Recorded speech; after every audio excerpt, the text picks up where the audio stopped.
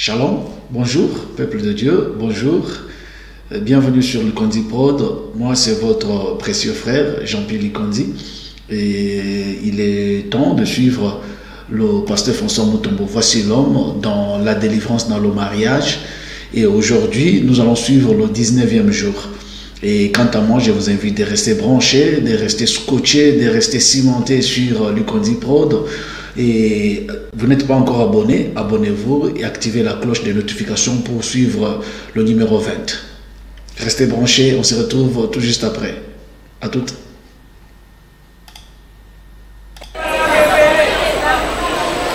Luc chapitre 13 à partir du 10e verset.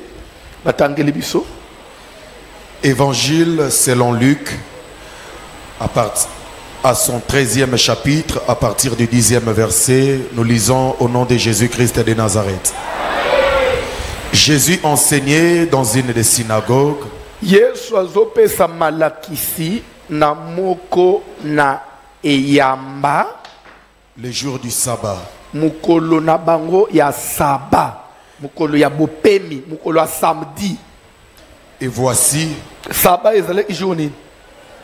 Samedi. Lelo pe toza jour nini? Tika délivrance no esopera ata lelo. Toke papa. et voici, Metala il y avait là une femme possédée d'un esprit qui la rendait infirme depuis ezalaki 18 ans. wana na mwasi moko akangama na milimu mabe, milimu ya mbindo, ebuka ye mukongo, ekomisa ye infirme depuis 18 ans. Elle était courbée Angumbamaki et ne pouvait pas du tout se redresser. akokaki konyoloka te. Lorsqu'il la vit, Tangu Yesu amoni ye, Jésus lui adressa la parole Yesu alobeli ye maloba, et lui dit, alobi na ye, femme, mwasi tu es délivrée de ton infirmité. okangolami na problème no ya mukongo. Et lui imposa le main. Pe atieli ye maboko. À l'instant, elle se redressa Mbala moko mukongo enyoloki. et glorifia Dieu. Pe abandi kosote azokumisa Nzambe. Mais le chef de la synagogue, Kasi mokonzi na ye yamba, indigné de ce que Jésus avait opéré cette guérison un jour de sabbat, asepelaki te na komona ke Jésus abikisaki mutu mukolo ya repo, dit à la foule, alobi na ebele ya bato. il y a 6 jours pour travailler. Bozana mikolo, si se pona musala, Venez donc vous faire guérir ces jours-là boya akoluka lobiko na bino na mikolo wana, et non pas les jours du sabbat. kasi mukolo ya bopemi te. Hypocrite, Bato ya bilongi mibale. lui répondit le Seigneur, Jésus alobi na papa wana, est-ce que chacun de vous, le jour du sabbat, nani te kati na bino ateza mukolo ya saba ne détache pas de la crèche son bœuf ou son âne afungolaka te na singa ngombe na ye to mpunda na ye pour les mener boire? po ete amema ye akende komela. Et cette femme qui est une fille d'Abraham Kasi boni mwasi oyo aza mwana ya balayama et que Satan tenait lié depuis 18 ans. oyo satan akangaki na singa, akanga na boloko utamela 18 ans. Ne fallait-il pas la délivrer de cette chaîne le jour du ebongaki na sabbat? ngai te nakangula ye na singa wana te eza mokolo ya bopemi vraiment. Amen. Fanda moke esa ngai 8 minutes.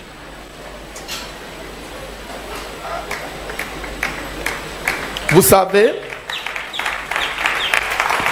en méditant sur ce verset, na comprendre le lokomoko, vraiment passage où était yingai.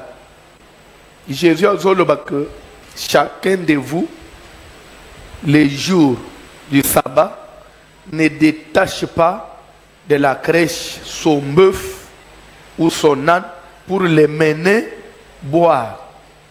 Et cette femme, qui est une fille d'Abraham, comme pour dire que lorsque un bœuf ou un âne est attaché, il ne saura pas aller boire. C'est que singa et empêche à mutuba droit na ye. Vous comprenez bien te. Singa et empêche à mutuba droit na ye. Les besoins fondamentaux de l'homme. Mutuaza a besoin ya kolia. Mutuaza a besoin ya komela. Mais quand vous êtes attaché, c'est difficile à tous en aposa ya mai ou comme place à maïeza. Jésus a comparé prison ya mama wana na prison ya ngombe tontaba o ya kangami na singa. Soki ngombe tontaba ana singa. Et que même ataza na posa ya mai et kaza ya kokanga akozwa mai akokoma place maïeza mais kolona ye faut salanini. Il faut détacher ye pour tika yakende osala nini bande ko bato bazana quelques notions ya élevage ou quelques certaines personnes qui ont eu cette grâce là, permettez-moi d'appeler cela grâce, de passer quand même par le village. Amen. Est-ce que vous voyez que bato bakola na mboka na bato bakola na ville différence à makasi? Hein? Différence ani. Pardon? Différence ani. Mutu ya mboka, mwana ya mboka ya 15 ans. Azana maturité ya mwana ya ville ya 25 ans. Vous voyez kangote? N'est-ce pas quelque chose? Ba maman na biso akal na mboka baze ko bala na jini 13 ans 12 ans 9 ans 15 ans 16 ans akeli bal pe avangisi nda oboti ban yo a oza suki na 30 ans oza ondire mwana zo sa na bitenji suki to yena nda unayo to kuta soutien likolo ya télévision na salo o na bosa na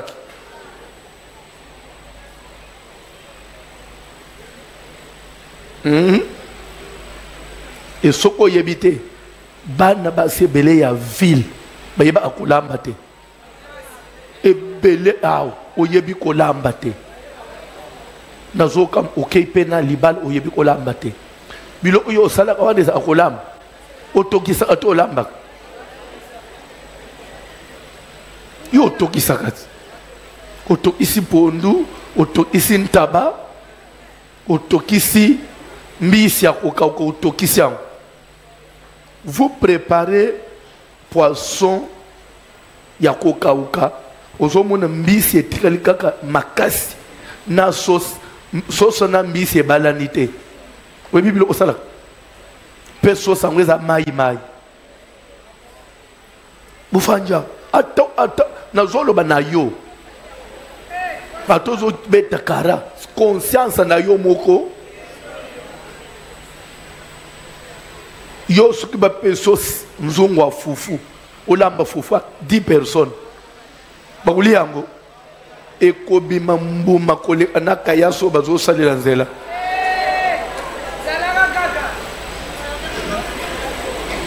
bref bana yambo un avantage ebele sur boyebite même mwana mbali wa timboka ana maturité ole mwana mbali ya ville bango yaut tala mulai asi ma papa na mama ndenga zo bimao ake welele fufu na baleki na yi mais na village bongo te mwana 15 ans 16 ans akomina mwa bilanga na ye azo sala ba faire na ye des fois pas zo defisa na papa na ye mwa mbongo na biloko na ye wa ngai na lobaka sokeza ka makambo ya ba connaissance ya ba enseignement na makambo ya kindo kité. Moi personnellement j'allais prendre tous mes enfants na kenda bango na village na tiki bango 3 ans après na ozaba pour bazwa maturité. Ça c'est moi et je l'ai toujours dit sokeza ka makambo ya ba kindo kote na kenda na bois kibino kuna na kangi téléphone 3 ans ozomona te enfranté après ozongi ichas okomona o comprendre vie. Amen. Alléluia. Alléluia. Kolo pambula yo. Kolo pambula yo. Kolo pambula yo. Je disais bano bakoli na mboka bayebi likambo na lingi na lo na elanga na mboka na elanga. Après le 15, le 17 mai, Namboka ba libera ka bantaba ba meme batika ka bango balongoli bango basinga ba omi libre bazo tambula bazo ende bazo lia ti soki to banyu okota septembre bakangi bango bazongisi bango na singa wana bato babandi olona po soki batika bango ba obebisa biloko ya bilanga mais ola na ilanga boy bato balona ate au contraire bato babukaka bantaba nyonso bazaka libre mais soki oyebite na moma wana ya elanga bantaba nyonso bakomaka santé et pourtant la dama kamunazo et pourtant na moma ya mvula na moma ya elanga matiti eza bien na moma nini na moma ya mvula mais na moma langa matiti nyonso eza kokauka mais ozomona ntaba malgré na elanga matiti eza te mazo ya munene pone nini il est libre, il sait choisir ce qu'il veut. Mais tandis que dans le moment où il y a un voula, il y a un signe. Ce qui est un kangisi ye aw, allez tout le monde matiti ezawan ata tondite. Asuke lewan, tipo ka baye balongolier. Moya kende ulu côté mususu. Ce qui matiti ezawan ameki angweza bololo, asepeli na ngote. Avanjizal. Est-ce que vous savez que des fois les animaux aussi bali abilo onyon sote. Nous sommes au lumba boya tikinaï. Mais ce qui va se batiki yewan atikaliwan. Singa eza eloko ya biente. Landa bien makambo na solo. Koza la chrétien na singa te. Makambo yo négligaka o papa na apé soki na lali. Des fois na mona anete ba visitation ba mari de nuit. Donc maman, ozobe tanguli solo na facilité. Donc mari de nous a moninga na yo. Mari de nous a ya opona osakanisa yo. Des fois qu'elle fasse une lali, on dirait jeune fille, azo simbanga na nzoto. Après na sentir neti na za excité, après na lobi Jésus na surtout na pongi. C'est des choses à ne pas négliger. Bible dit que Jésus-Christ a télémi de bosso abatu na église. Et Bible dit qu'il enseignait. Il y a une différence entre prêcher et enseigner. Actuellement, à Kinshasa, on a beaucoup de prédicateurs, mais on a peu d'enseignants. Un enseignant, c'est qui?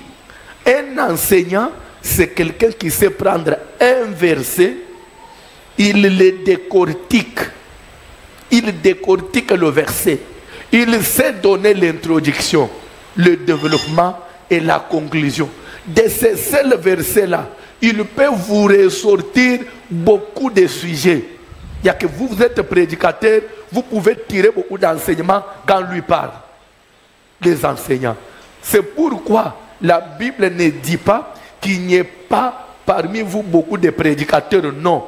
La Bible dit qu'il n'y ait pas parmi vous beaucoup d'enseignants. Les prédicateurs, oui, prêchent, mais les enseignants ont dit non. Parce qu'enseigner, c'est une particularité. Dans l'enseignement, on ouvre l'esprit à Moutou. Enseignement, ils ont sa conscience quand il a Moutou. Enseignement, Moutou a mis son solaka. Amen. Alléluia. Un enseignant a kamataka bourik, Moutoye Moutou vide. Ti na fin ya formation, Moutou n'a comme pas capable de expliquer yo eloko. Rappelle-toi, quand on partait à l'école, on avait nos maîtres, non? Ako banda na bino à zéro, oyebi kokoma ni A ni O. Mais à la fin de la formation, tu es un homme fait. C'est ça le rôle de l'enseignement. Enseignement est même à moutou na zéro et comme si un homme fait. L'enseignant lelo basa belité c'est tout l'amour en abissoir.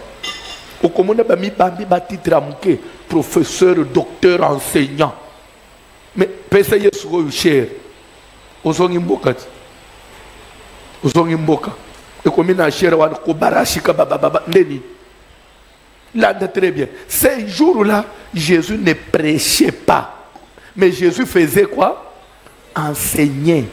Il avait pris un sujet où il était en train de décortiquer pour faire comprendre aux gens la réalité de la vie. Et cependant le développement, la Bible dit que Jésus a fixé moi Simoko. Une femme qui était possédée d'un esprit impire. S'il vous plaît, Landa. kitoko na yo na beauté au salaka mon frère ma soeur. Mon frère a to kataka kwe o kati favori et bangi saka satan te. Au côté de kitoko ma soeur, moi si mon kitoko on dirait miroir, mais aux ana ba mari de nuit, aux a possédé. D'ailleurs ce que na lingi na fungula yo, mikolo ba demo ba tonde mingi pa ba to kitoko bomona ba. Uzomuni aga itoko boy kotawani usimbi mutu o perdre a yo nyonso ke bana vie ko anisete bote o cha ande ulungula demo non ko anisete François lo ba ande ukimisa demo non. Il y avait là au sein de cette église une chrétienne, une croyante qui chaque jour venait au culte. Ayoka kamate, assemble après sa offrande. Mais Bible dit elle était possédée. Est-ce que tu peux dire possédée? Même soit quelque chose. Même au linga, tu as possédé. Ce que tu as possédé, moi je ne suis pas possédé. Ce que tu as possédé, les autres femmes de nuit. Tu as possédé, tu as béni. Nous autres répondre à ça. So ozola lo so centré neti ba sentiment na se apungi ozana mbali oza possédé oza délivré na possédé te bon bilo au vivant on esa bénédiction au nom de Jésus. Il y avait là au sein de cette église sur place parmi ceux qui avaient cru, ceux qui avaient accepté Jésus comme Seigneur et Sauveur, parmi ceux qui venaient tous les jours à l'église, parmi eux là, il y avait une femme possédée. Tu es avec nous, tu connais Dieu, tu sers Dieu, mais sache que tu es possédé. Tu as un mariage parallèle. Et belé a battu le makamozo bika, déception, mi bali baya abakendak, basiba ki makayo, ozana libalo, tu ne jouis pas. Na faveur et à mariage, eza cause eza milimu mape, cause eza milimu mape. Bande papa mon bazo ebisanga i pasteur. Soki nasa en dehors de ma maison, je suis au travail. J'ai envie de voir ma femme. Donc j'ai vraiment, vous allez ici là, nazonganda na mona mwasi nangai.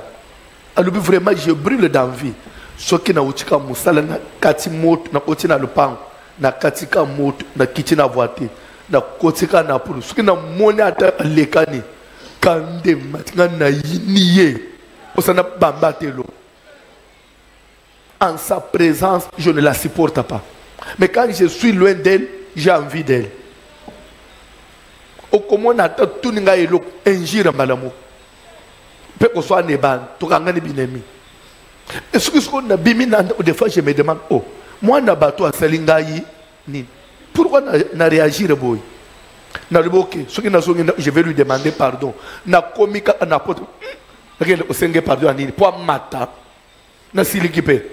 Kuto na lukili susu mitif mususu kande bakisam. Après il me dit pasteur, je trouve que c'est un problème spirituel. Aide-moi dans des prières. Aide-moi dans des prières. Je vous ai dit, amen, alléluia. Mettez-les sur ma bouche.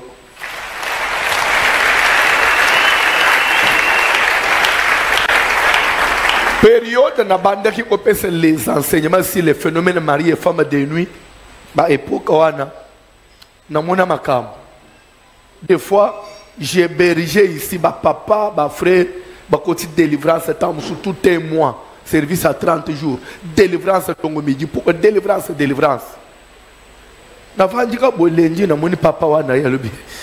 Voici l'homme. Je venais seulement te donner le rapport. Nabi Ani. Oui, ma kambona yela que Nazareth qui est impuissant totalement. Quand j'ai envie de ma femme, nous autres au salaté. Ata simbinga ndengeni. Moi na bato kolela na kolela. Mais l'air na ye pour l'andelinga na ba prière na zongi nda même chose. Ah, qu'est-ce qui se passe? prière à voir sur le simbi to et simbité. Nami le beli non. Na mekana no pembe. Voici l'homme. Na testé pembe. Motot. Allumé tout ça la tchwa. Na tunes ko lingo le banangani. Non, je voulais te dire prière no esal. Mais ils ont ça na pembe mais ce que tu as dit nanda. Na mona kama kamwe. Amen. Pas béni moi si na yebisi que na pembe na ça bien. C'est toi qui as un problème. Et je vous dis que bon, c'est une bêtise, mais des fois c'est une réalité. C'est une réalité. Il y a de ces hommes-là, en présence de sa femme, il a un dégoût total. Mais ce que vous avez moi si a salité. Non, mon ami belle musuba kwa isa makana mwana mwasi. Ce que ba télémisi yeboy, ba kamati yo mwasi ba télémisi. Oko sanza. Des fois, tu peux dire, mais les hommes sont des ivres.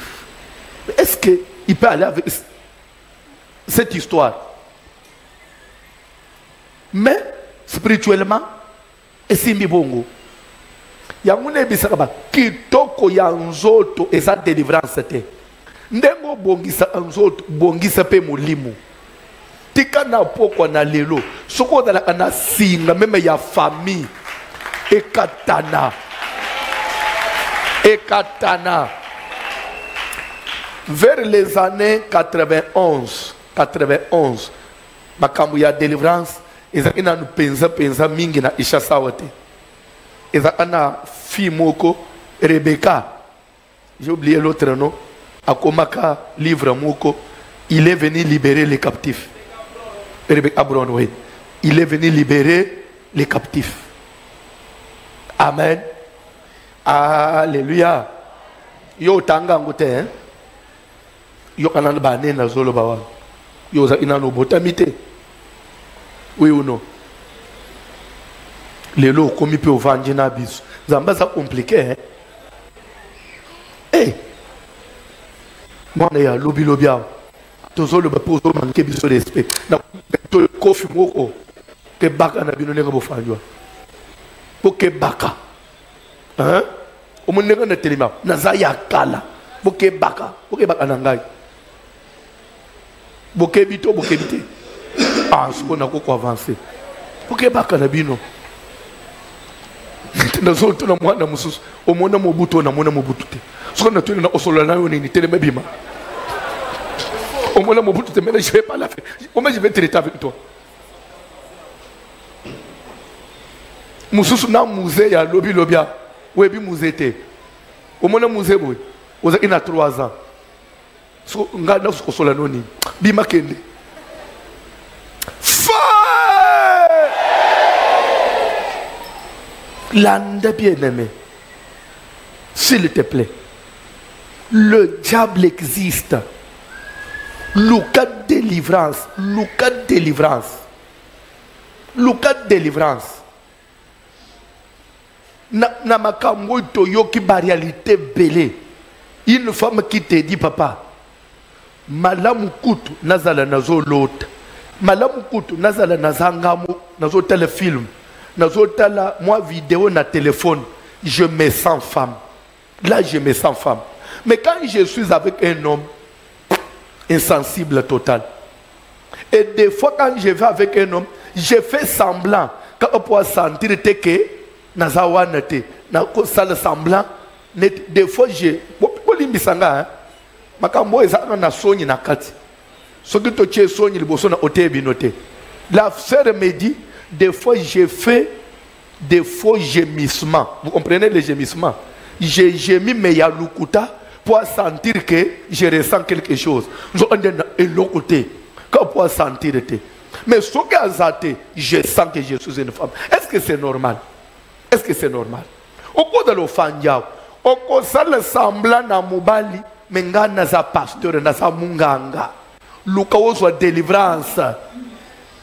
Luka kangolama, mariage parallèle ezalaka. Yo anisi ko bali na moy, zo ando za na libala mususu ya butu. Ozo luka bana na moy, zo ando obota kana butu. Bible dit que le spirituel domine sur le physique. tant que le spirituel les a détruits, Jésus vit une femme possédée d'un esprit qui la rendait infirme. Cette dame, en dehors de l'église, quand elle va même au travail, quand elle va voir un médecin, on dit que tu as un problème, tu vois, au niveau de tes vertèbres, tu vois, on voit le disque, le docteur, surtout si on a le scanner, ici, moi, yo, vous avez un problème à Yamoukong. Nous avons dit c'était un problème spirituel. Et pas na Yesu et Senga Alilobamo, tu es délivré de ton infirmité. Le boko pas. Ba disque na bilo onyo saison normale. Tika na poko na lelo. Na déclaration na osal. Courant, s'il vous plaît, Landa. Ce n'est les yanzo tonoé kende de l'estage zong. Parce que je vais parler et je vais déclarer. Mukongo passe salanine. Et si là, tu as droit d'être un homme. Un homme. Et un homme efficace. On va trouver une semaine où je vais développer uniquement avec les mariés. Parce que nous avons fait des choses. On a fait des choses. Bimimbang baki tout est na mutu na makambozo riska yoka bimimbang ba tout est na mutu na kabamba beaucoup pesanga ne fils qui une semaine il y a service avec les mariés. Je vais vous dire des choses. Amen. Parce que nous avons maintenant un sérieux problème dans Mboka, un sérieux problème. Au cause de l'ozo tchemuno kozo vimbana. Mais moi je vous dis que moi j'ai vu, j'ai connu. On a 70 ans. Moi na 15 ans.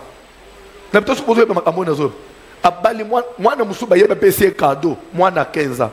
Mais avant na moi azapena moi na yemu ote. Azana basita musu 6. Mais comment jamais moi na 15 ans oyo. Je ne me retrouve pas. Donc c'est-à-dire que Coco à convaincre Yé. Mais vous savez que dans ma balle belé, tu n'arrives plus à convaincre ta femme. Je vous une seule, moi ça on passe à Moko. Maman c'est entre nous, on a payé mon Congo. Est-ce que vous savez que Bobo Mela a papa au moto? Des fois ici, Minangote, à Tunio, ça a été, on dit ça va. Au lobika au salaire pas cité. Entre nous, n'a aussi. Oyoki. Obomelika moto. Mais nous avons un tikio dans les nuages. À quoi il ne peut pas ponga bandi ko ronfler. Nous t'avons bête à tant c'est à foufou na mbuza zo ronfler lisusu. Chimwa tata. Chimwa tata mo.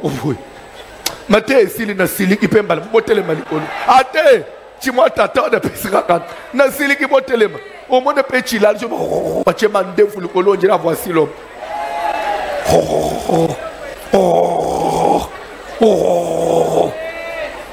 Zo salo ya iloko nini osali. A botele ma mate esili. Mubali ya ba femme de nuit. Tele malikolo. Soki ezalaka ke nzamba zo thermomètre dans tous les mariages. Liyo to etondani na banda ozomono. Je ya papa na ba mama ebele awo singezo kanga yo na kingo. Ezaka po bazolba une femme est aussi longtemps liée à son mari aussi longtemps et liée à son mari aussi longtemps et le mari soki ezaki bongo te mama mais la zo zoyaye ba vrai coup franc. Ozo betre ba chobo ya likolo tikolo mutu wa. La lobby mabe, ne faites pas ça chez vous. Soyez soumise à la parole de Dieu. Téléma likolo ba yembi cantique. Tu ne feras pas ça chez toi.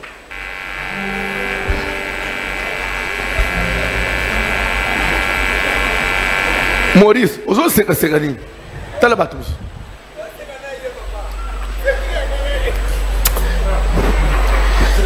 Boko ya mbelanga mwana mbali ona lokolele te. Azo secret ni Maurice. Secret ya Yona Christophe. Maman ezui kanga motema telema eza mukili bon na mukili osora te osepela na loni lokola libala ya mukili esimbi te okoseretwa te na libala na Yesu kanga motema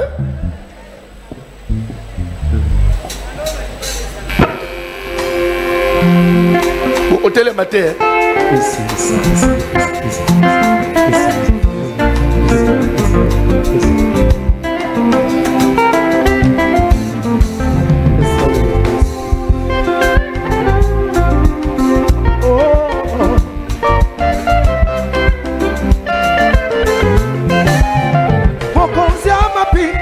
Intervention rapide ya bomoi na ngai otangisa kimba ya miso na liwa ya Lazaro papa elonga ye Yesu yo ngai na tutelaka tolo mulami mwipe siwe wa Yesu Azami pepe mabetelebe ngai na kobanga te intervention rapide ya bomoi na ngai seyo Yesu papa elonga ye Yesu yo ngai na tutelaka tolo mulami mwipe siwe yo yo mulami mwipe yo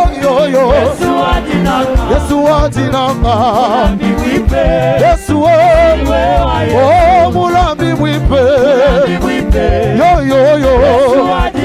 Yesu adinanga Yesu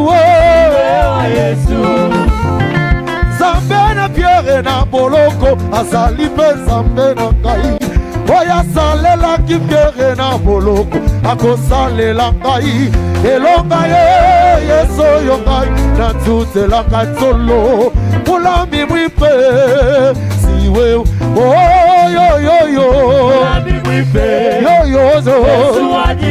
Yesu adinanga mulami mwipe Yesu mulami mwipe mulami mwipe Yesu adinanga Yesu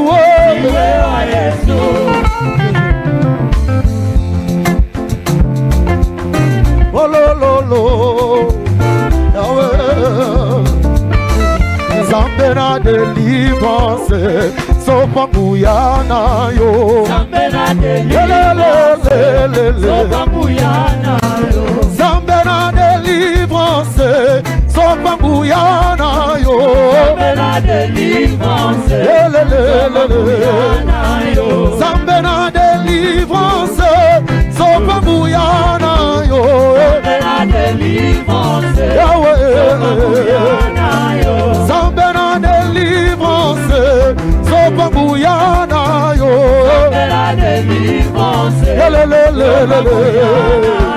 Zambe na voici l'homme sopangu ya na yo Yesu Zambe na délivrance sopangu ya na yo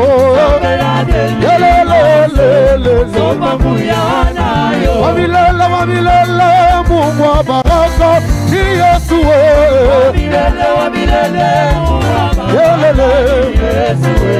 Wamilele Mungu wa baraka ni Yesu Wamilele Oh wamilele Mungu wa baraka ni Yesu Wamilele Mungu wa baraka ni Yesu Oh wamilele Mungu wa baraka ni Yesu Wamilele Mungu wa baraka ni Yesu Oh na kolemba te Yesu apona ngai banda bomwande Yesu apona Oh na kotika te Yesu apona ngai banda bomwana Oh na kolemba te Yesu apona ngai banda bomwande Oh na kotika te Yesu apona ngai banda bomwana Oh,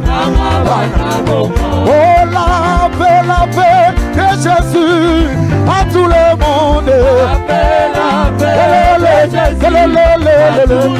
Oh, la paix de Jésus à tout le monde. La paix de Jésus. Oh, la paix de Jésus à tout le monde. La paix de Jésus à tout le monde. Kotikanga tena boya kolona ngaye kotikanga tena nazo masima mwana na Nzambe simbongo makasi Yesu mosungi malamu Kotikanga tena boya kolona ngaye Yesu kotikanga tena nazo masima mwana na Nzambe simbongo makasi Yesu mosungi kotikanga tena boya kolona ngaye kotikanga tena nazo masima mwana na Nzambe simbongo makasi Yesu mosungi malamu kotikanga tena boya kolona ngaye Yesu kotikanga tena nazo masima mwana na Nzambe simbongo makasi Yesu mosungi oh Baba minalia Baba uzini aje Baba minalia Baba minalia Baba uzini aje Baba minalia Baba uzini aje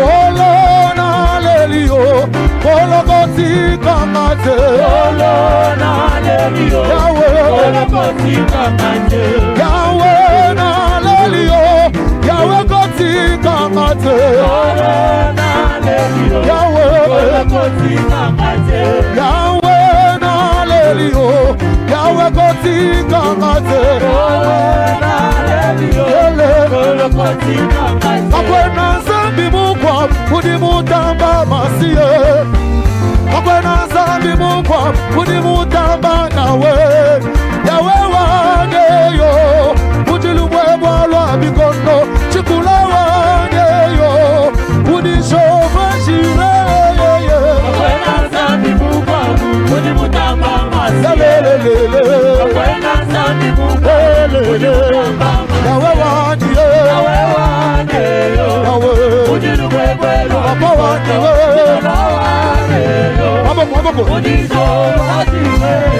Okakwena zambi mukwa Udi mutamba masiye Okakwena zambi mukwa Udi mutamba yawe Papa wangeyo Udulumwe mwalwa bikono Chikula wangeyo Udi shomba shirene Akwena zambi mukwa Udi mutamba masiye Yelelele Akwena zambi mukwa Udi mutamba masiye Yawe waniwe Yawe waneyo Udi lumwebwelo bikono Yesu waneyo Yawe Udi shomba Chilobotangeyo Chilobotani zambi wanye Ukale matumba lelwe Yesu anye Chilobotane Chilobotani zambi wanye Ukale matumba lelwe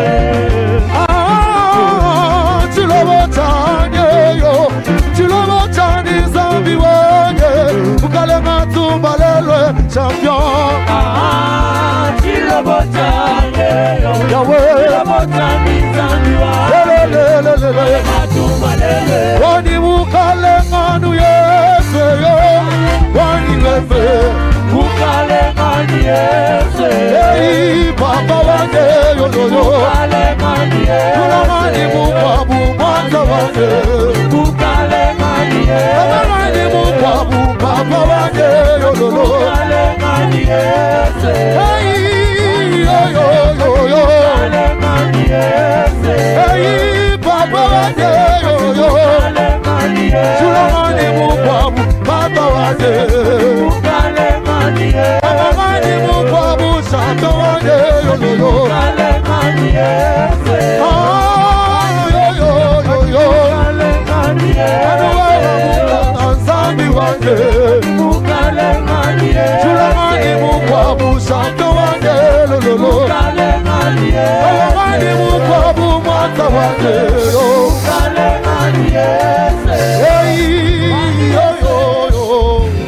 misu ya kokanga uzoka matalobo kono na mobali uzo poser likolo ya sexe na yo pe kanga misu donc ça ne pas nanza Bible ezoloba que l'homme quittera son père, sa mère, s'attachera à sa femme et les deux deviendront une seule chair. Jamais baloba qui deviendront un seul esprit. Ozali natina ya kukushe na esprit te. Parce que l'ibala d'après Nzambe c'est une histoire de la chair et soukaka na nzoto. Soki komi ko kende na sa pongi et comme l'ibala spirituel. Bah sinon il faut yoka physiquement ou yoka ngosoko la na sa pongi ça devient un problème. Il faut moto ekita. Ce que dans na caché mu ba beta yo même na niveau sexe na yo caché wana ezali effacer. Lere yesu atelemaka miluma be to saka. Nazana bezo kitisa moto na Nzambe to sambele na ombo na Jésus.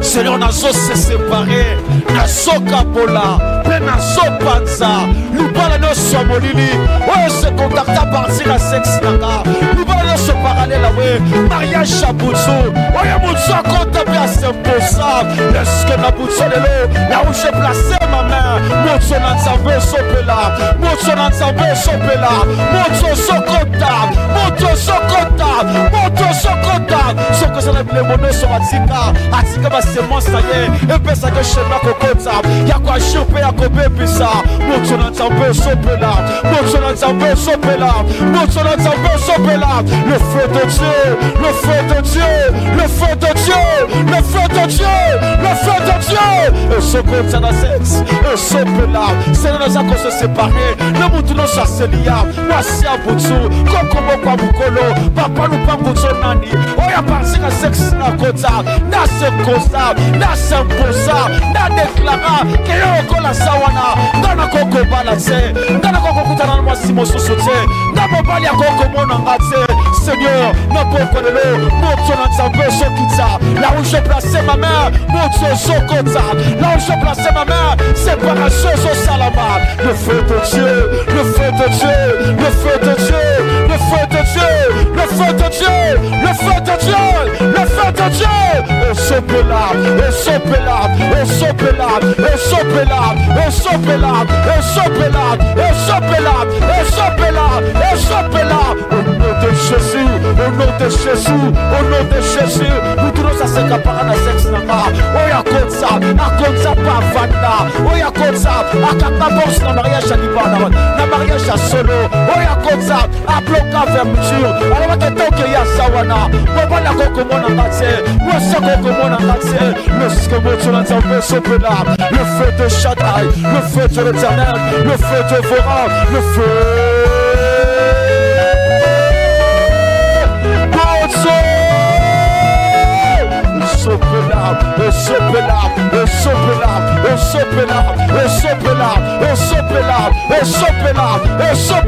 Le feu de Dieu, le feu de Dieu, le feu de Dieu, le feu de Dieu. Babylone qu'on a yatsika, pas semence naye, oya swatsika, ne peut sa garcer, ne peut sa ma coquille, y'a qu'on contrôler, y'a qu'on fait business sexe là, ne peut sa kenzela, y'a qu'on compte sa père kobiba.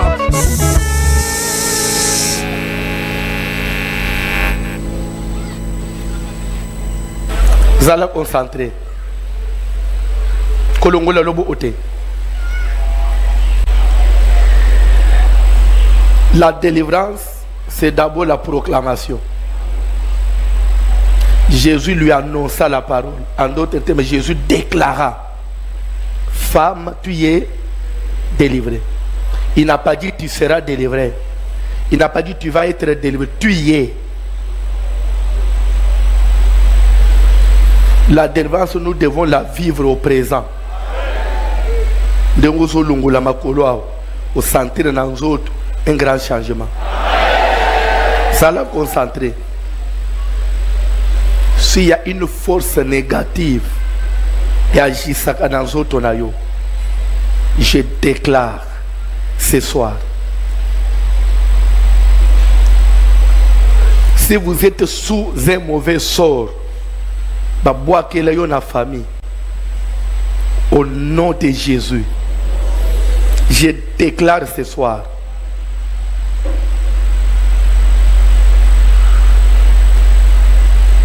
des fois tu es marié, tu as toujours l'habitude de condamner le mari. Le grand problème est à yo.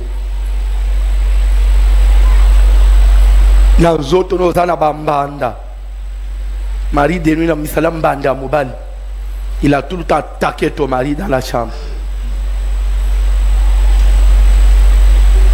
Na kompo na Jésus de Nazareth.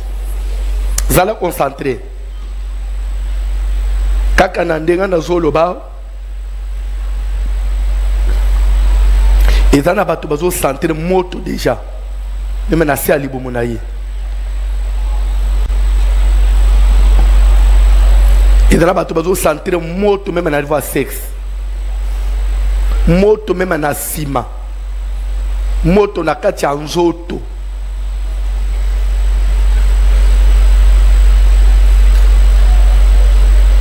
Il faut esprit wane bima na poko alelo.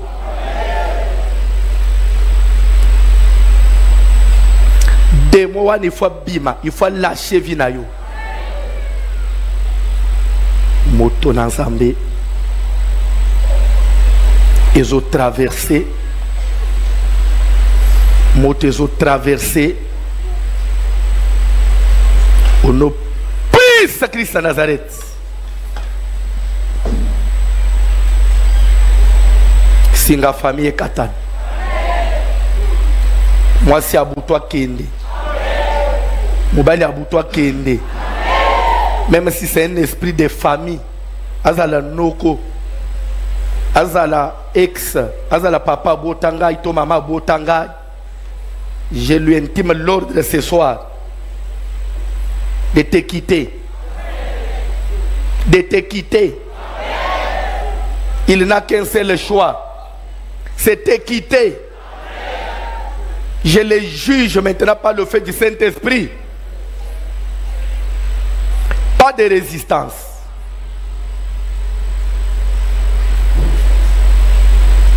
Vous allez vous concentrer.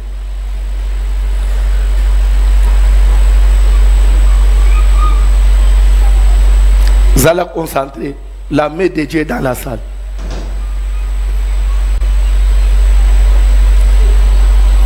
Il y a des gens qui sont en train de réaliser. On dirait que fungula yenzoto.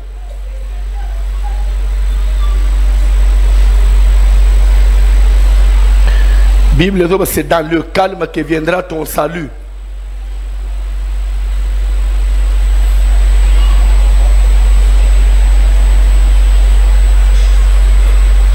Moto. Moto. Moto. Moto.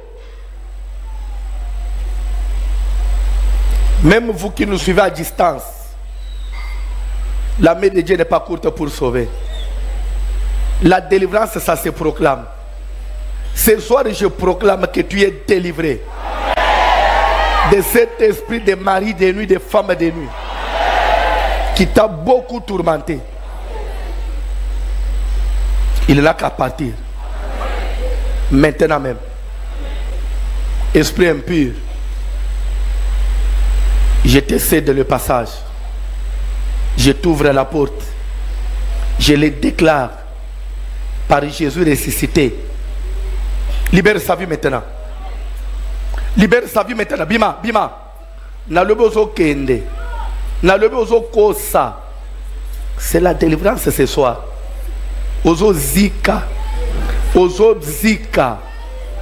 Ozo kende. Oza natina kolakanga ite kende. Kende. Kende na kombo na Jésus. Pe kozonga lisusu te. Ezali départ sans retour. Et c'est un départ pour toujours. Na kombo na Jésus. Bilo onyo subache na sexe. Na longoli yango. Ba perte blanche exagérée. Na longoli yango. Hémorroïde, faiblesse sexuelle. Na longoli yango. Dégoût sexuel, frigidité. Vous allez concentrer. Pendant que je suis en train de parler, les Saint-Esprit m'ouvrent les yeux. Et dans la sœur et la maman et même ceux qui me suivent, pour ma frigidité, comme je venais de le dire, des fois tu fais semblant pour être normal, mais tu n'es pas normal.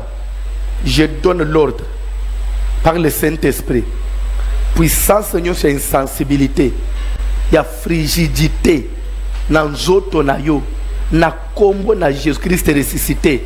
Esprit na mari de nuit, alongo la biloko, alongo la bilembo na ye, a libérer zoto na yo, azongi selo bu mwasi na yo, azongi selo bu mwasi na yo. Moto, moto, moto, moto, frigidité keyi, singe katani. Singe katan moto libère kende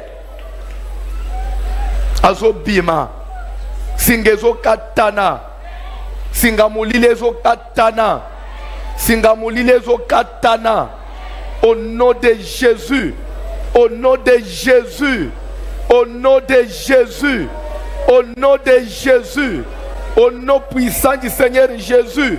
Nazo pesa ordre. Nazo bengana, impuissance sexuelle, faiblesse sexuelle chez l'homme. Nazo bengana, dégoût sexuel chez l'homme. Nazo bengana, insensibilité chez la femme. Au nom puissant de Jésus, Namonio, toi mari de nuit, tu détruis la vie de cette fille. Je m'adresse à toi maintenant. Prends tes histoires. Bima nazo tonaye. Kende. Kende n'a pas ordre. Kende, bima, bima, bima, bima, bima, kangabisaka, kangabisaka, kangabisaka, kangabisaka, kangabisaka, kende, kangabisaka, nazo pesa ordre, na, yo, je t'ai vu là-bas, non? Kangabisaka, bima, kangabisaka, tu as détruit son corps depuis longtemps, tu dois partir, il doit être libre. Il doit expérimenter sa délivrance. Il doit être libre. Moto fait moto moto moto moto moto moto moto moto ensemble nous détruire lien ya famille loi établie, célibat imposé. Nyonso baloba ki ata matia kiti à côté ménopause sans cobal. Je t'ai vu très loin là-bas, je t'avais vu et je suis venu spécialement pour te détruire. Je suis venu principalement pour t'attaquer. Je suis venu principalement pour la libérer.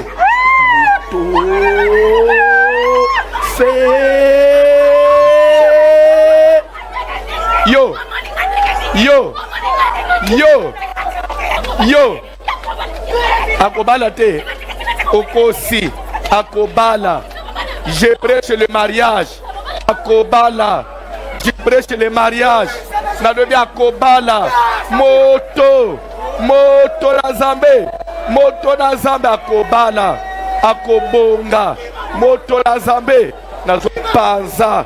Nazo panza. Nazo détruire. Au nom de Jésus. Bilembo nyonso ya molili. Nanzoto na yo. Bakache babeta ya famille. Bakache ya déception. Célibat prolongé. Célibat éternel. Célibat éternel. Moto. Moto na Zambe. Moto. Moto. Moto. Moto. Nazo pesa ordre. Nazo pesa ordre. Nazo pesa ordre. Na kombo na Jésus. Na kombo na Jésus. Le fait de Jésus. Moto. Moto. Moto. Ozobima.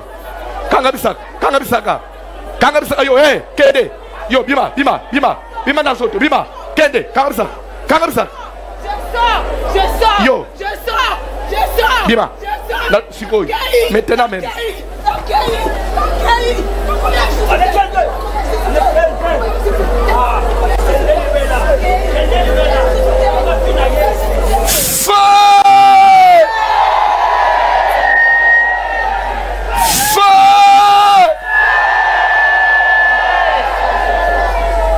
La monio là-bas. Je vois un esprit de famille là-bas. Nazo pesa ordre. Nazo pesa yo ordre. Tu te caches là derrière. Je te pointe. Na ciblé yo. Na ciblé yo. Na ciblé yo. Membre de la famille. Na ciblé. Na cassé mariage. Tout mariage parallèle. Tout mariage parallèle. Moto. Fais. Moto. Moto. Moto. Moto. Dans le nom puissant de Jésus. Motezo panza. Motezo détruire. Motezo panza. Bilembo nyonso. Misala nyonso ya butu. Dans le nom puissant de Jésus. Moto na Zambe. Moto. Moto. Moto. Eh. Olobakini. Kakovanda jamais na mariage. Réunion nyonso seulement à niveau famille. Pour nous déclarer femme seule. Nous avons annulé décision en Kindoki. Il y a famille. Au bolé, il y a un dot. Nandenga Boutou.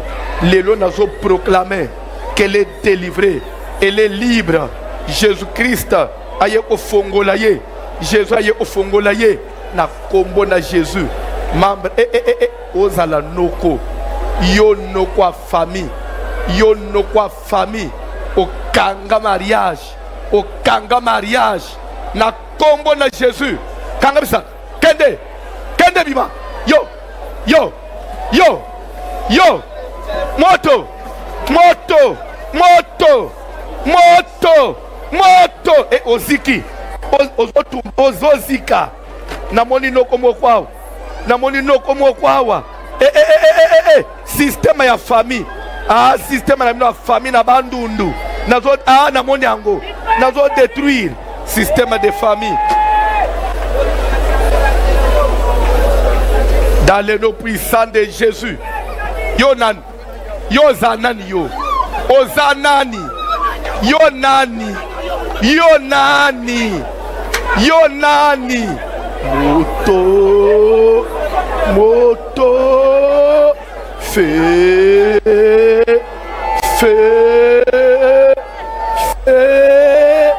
Moto na Zambe. Moto. moto. Ah, yo, ba infection, moi qui la cahier. Ah, tout le temps belle ba infection. Je t'ai vu. Tout le temps belle ba infection. Et Sili, nous avons proclamé guérison totale. Nous avons pas un mot na katianzot. Nous avons pas un mot na katianzot.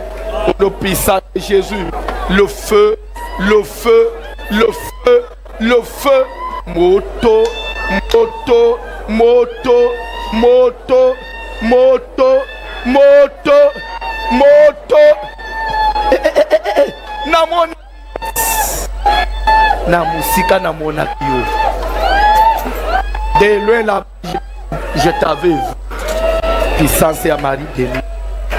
Marie de nuit à famille. Cérémonie nous sommes salé dans la famille. Bobalissé dans la boutou. Na zomo na papa kulutu mokwa. Et à condamner via Barnabas au profit à yemo un égoïste. Pour te mamabe. Libérez-toi de la mariage. Libérez-toi de la mariage. Yamba moto. Yamba moto. Yamba moto. Yamba moto. Yamba moto.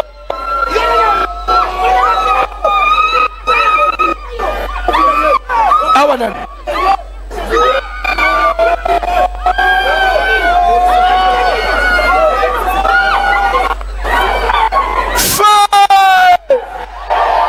Ozobi Marie de Ozokende Libala parallèle. Libala parallèle.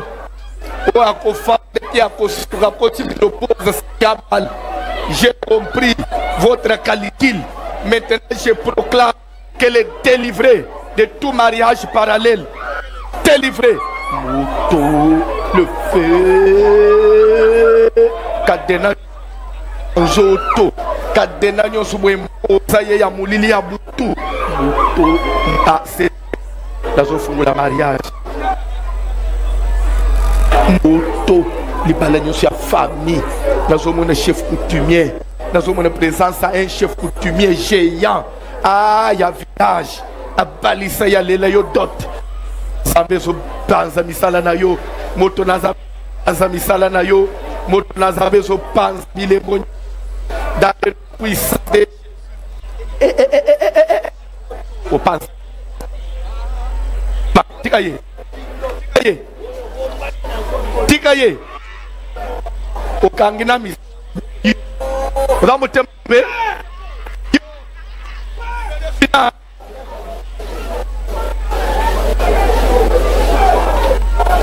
moto moto panza oloko nyonso ya famille caché ya condamnation éternelle nazo effacé au nom de Jésus, au nom de Jésus, moto, moto, moto, moto Nazamé, le feu, le feu, le feu, le feu, le feu, moto, bima, kende, yo, ukonyoko la moi noti wapi, bino ba toi famille, je vous pose la question, ça n'est assez. La souffrance, Kangambo, vous imposez via médiocrité, vous balisez Nandenga Boutou, vous imposez Bandoto à ma paix, vous salez la intelligence Nayena Boutou, Boutou, Nazo Kata Singa, Singezo Katana, Singezo Kweya,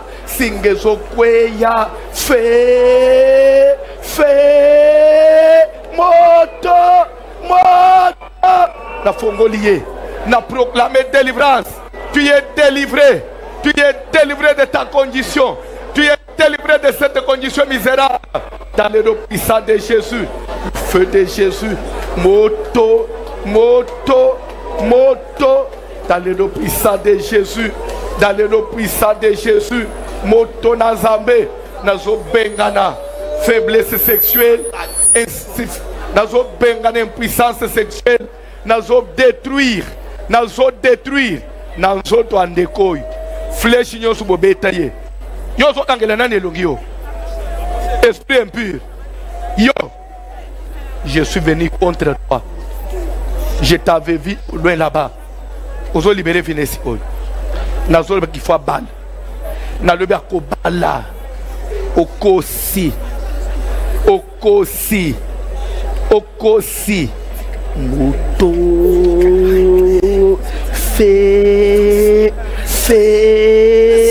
fait na tumbi prison abimi na prison aumeli na prison lelo azobima. Je proclame sa liberté. Je proclame sa liberté. Moto. Elle est libre. Elle est libre. Je viens proclamer la liberté. Liberté totale. Il y a mariage. Il y a mbongo. Il y a finance. Il y a makambu nyonso. Moto. Kanga munoko yo. Na bénéficier ni. Yo kanga munoko. Yo utenga mubole pona bénéficier pa na ye.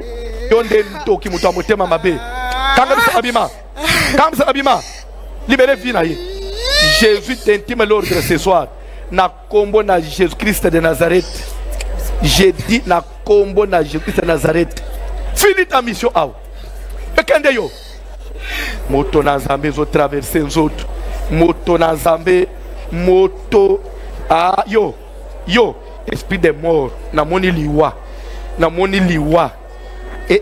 moto liwa na moni liwa esprit alkufa sacrifice familial azambe kaya protocole boza amakasite moto nazo panza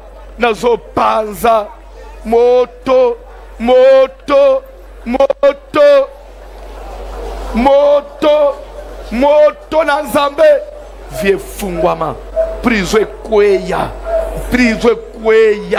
caché nyonso ya vivre ye moko femme seule prison ekweya isolement nyonso sabotage nyonso na famille nazo panza singa ya molili ya kindoki nazo panza nazo fongola vie ya mamo ezo fungwama nazo fongola vie moto bima yo libéré ye na lobi ozo libéré ye c'est voici l'homme non na lobi c'est voici l'homme qui est là na lobi c'est voici l'homme qui est là na lobi c'est voici l'homme na lobi c'est voici l'homme. Tais-toi. Toi tu n'as pas à m'interdire, tu n'as pas de conditions à me donner. Na proclamer vie, mariage, stabilité. Non. Stabilité dans le mariage. Stabilité matérielle. Stabilité financière. Moto na fongo étoile ya mariage. Azan étoile ya kasi. Azan étoile ya mbongo na moni yango. Nde yo fandele nde koza bitumba. Libala. Na lobi mariage honoré. Mariage ya essai. Mariage à stabilité. Na lobi toi tu as des conditions à me donner. Toi tu as des conditions à me donner. Jésus est mort sur la croix pour que toi tu me donnes des conditions. Jésus a versé le sang pour elle et toi tu m'amènes des conditions. Libérez-la. Et libérez nyonso yaye à cause de la stable dans mariage. À cause simba mbongo. À cause de la faire pour soutenir musala na Nzambe. Je confirme cela. Je proclame la stabilité au nom puissant de Jésus.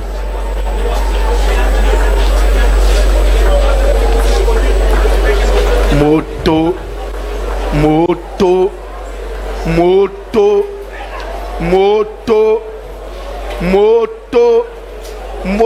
na Nzambe na détruire bilembo nyonso ya molili, na détruire bitumba nyonso ya Satan, na détruire prison nyonso imposée ya ba malade, ya instabilité dans la vie. Je condamne caché nyonso, je condamne, je renverse, je proclame sa liberté dans tous les domaines, ministère et fungwam, finance et fungwam, asimba bana bota ma passe, na proclamer délivrance au nom de Jésus.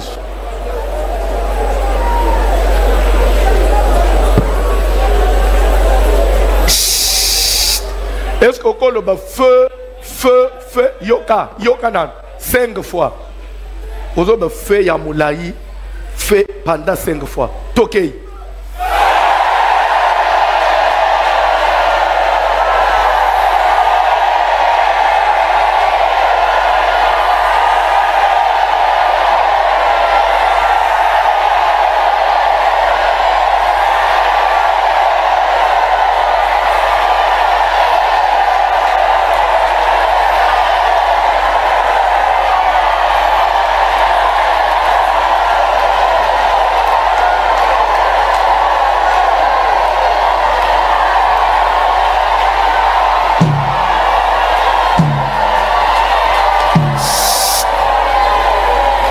Yoka. Ata okei stade te ovanje na ndako. Mache zobeta na martira. Uyoka pa makelele yabo. Okotuna. Nani ache? Oui ou non? Nani? Sko biso batutoche. Biso batutoche. Biso batutoche. Fanda nase. Fanda nase. Nabanza basale na nzambe bozaba témoin. Ba serviteur bazobi mamuke. Bozomon. Et comme bato musu bakwei nase muto olandela zate te amitelemeli yemo. Tellement que tobi misi ba pasteur rebelle ba serviteur batikale muke. Il faut chercher maintenant à récompenser ça. Premier après ça samedi, si on pouvait prolonger même 2 heures de délivrance. Nakanisi bato musu ba ozanga muto olandela ba. Et vous allez comprendre quel besoin les hôtels Samanavi na yo pour la délivrance à Makambo. Et les démons même na banzoto abato so konjimate. Bien aimé, Satan respectera mutute. Notre église a pour cours de base. Notre église a pour option. Notre église a comme session la délivrance. Oh, église on a option ni délivrance. Oh, Olandi session ni cours de base des anini. On peut tout dire, mais la délivrance c'est le socle. Tous nos enseignements nous ramènent à ce que l'enfant de Dieu, racheté par le sang, vive sa liberté dans tous les domaines. Et vous méritez ça. Je suis là, non? Ce qui n'a qu'à autre chose. Mais je suis là, en vie. J'ai dit, je vais même parler avec les serviteurs de Dieu. Je voulais dire cette histoire la nuit, mais je me suis retenu. Mais à 11h, une fille m'appelle depuis Atlanta, les États-Unis. Elle me suit, c'est la sœur Grâce. Elle me dit, papa, Moutoumoko Benguié, Moutoua n'a jamais à sa réveillon. Elle a d'une manière isolée. Abia Loti 2025. Nous embarquons sur la puissance moko. Vous êtes dans des stades, vous proclamez les gens sont délivrés.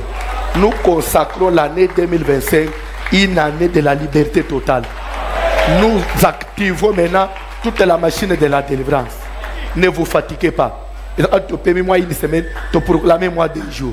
Moi une semaine, te proclamer moi 3 jours. Papa, il faut fungwama.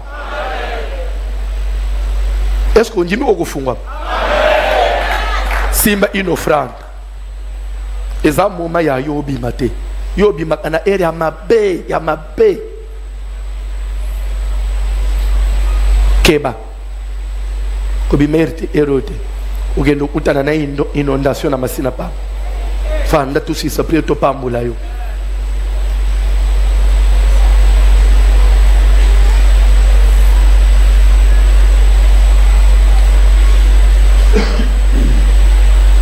Asalinin. Azana quit. Délivrance. Et l'anguissier. Est-ce que je peux prier pour quelqu'un?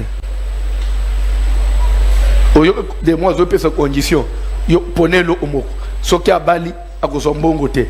Soka zimbongo abalate. Soka zimbongo abale me abota te. François pone le homo. Ngai naza na condition opone pas Satan. Yo okobal. Oboti. Ozimbongo. Pe obiki bonheur. Parce que mbong yanzambe na biso. Libala yanzambe na biso. Bonheur yanzambe na biso. Ya pone le yo koma. Je vais prier pour quelques personnes. Il lui imposa les mains. $100 pour ça.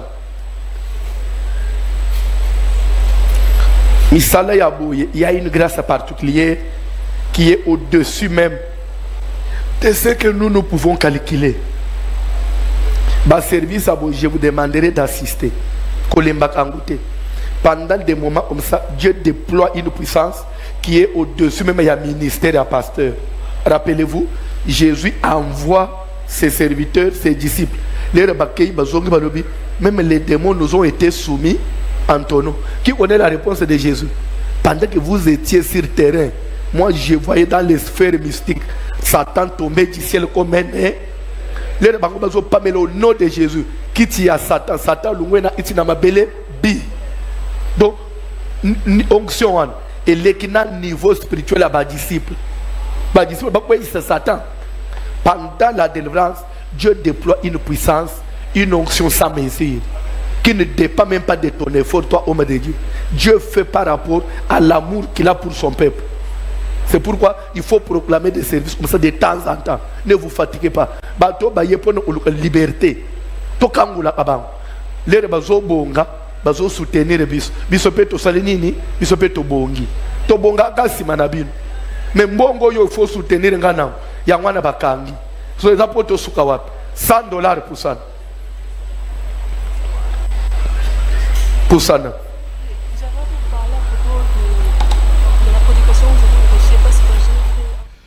Voilà, vous venez de suivre le commandant du temple, le pasteur François Moutombo. Voici l'homme dans la délivrance, dans le mariage. Saison 5, module 5. Aujourd'hui, c'était le 19e jour. Voilà, nous avons au CPLI, délivrance et Salemi, aux mini campagne, il y a 3 jours. Moussa et Salemi, Nzamba Mimonesi. Alors, vous êtes nouveau, c'est la première fois que vous nous avez capté, vous nous avez découvert. N'hésitez pas de vous abonner et surtout d'activer la cloche de notification pour suivre de prochaines vidéos. Alors, je vous invite à rester branchés et à vous abonner massivement et à partager cette vidéo. Que Dieu vous bénisse. Nous allons encore continuer de faire et enseignement on va commencer à sélectionner ces enseignements et vous les balancer, vous les répertorier sur demande à papa et moko pour ça qu'on répertorier l'enseignement, n'est-ce pas? Même après des années, vous allez taper seulement le thème et vous allez découvrir ces enseignements. Il y a des gens où tu n'as pas les codes, mais pourquoi tu n'as pas les sous-soutés? Donc, nous avons créé une équipe, même à Kinshasa, comment ils vont commencer à répertorier ces enseignements. Parce que moi, je n'aurai pas tout le temps, il y a répertorier comme enseignement. Ils sont sur place, le service en montage et tout comme ça, répertorier enseignement, et qu'on a bien magasi. Voilà. Quant à moi, je vous dis, restez branchés, restez soudés, restez scotchés, et qui mène en Zambé et à la partage d'Amino, et tout le prochainement. Ciao.